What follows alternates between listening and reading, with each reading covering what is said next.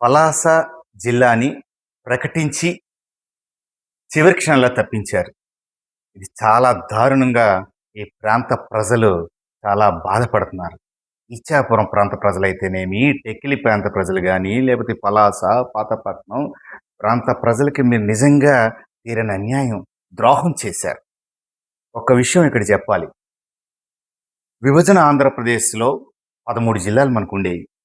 13 జిల్లాల్ని 26 చేశారు.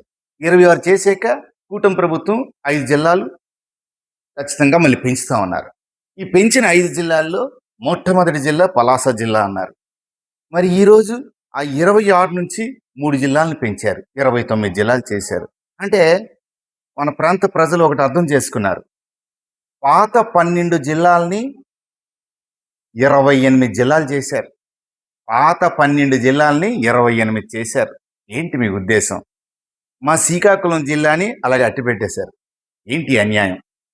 ఈరోజు మా భావి తరాల కోసం, భవిష్యత్ తరాల కోసం కేంద్రం నుంచి కానీ, రాష్ట్ర ప్రభుత్వాల నుంచి కానీ వచ్చే నిధులకి ఖచ్చితంగా రావాలన్నా, రేపు భవిష్యత్తులో పలాస ఒక అద్భుతమైన పొజిషన్లోకి వెళ్ళాలన్నా మా ప్రాంతం, అటు శ్రీకాకుళం కానీ, ఇటు పలాస జిల్లా కానీ అద్భుతంగా ముందుకెళ్ళాలంటే, భావి తరాలకు ఉపయోగపడాలంటే ఖచ్చితంగా మా పలాస జిల్లాగా చేయాల్సిందే అని ప్రజల కోరిక.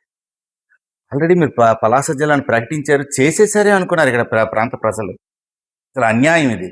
ఒకటి మాత్రం గుర్తుపెట్టుకోవాలి, రాజకీయ నాయకులు ఒకటి మీరు గుర్తుపెట్టుకోవాలి దయచేసి. ప్రజలు ఏమనుకుంటున్నారు తెలుసా? కుర్చీ అనేది 5 సంవత్సరాలు మాత్రమే. దయచేసి మీరు అర్థం చేసుకోవాలి. చైర్లో ఉన్నవారు 29లో మళ్ళీ ఎలక్షన్ ఉంది.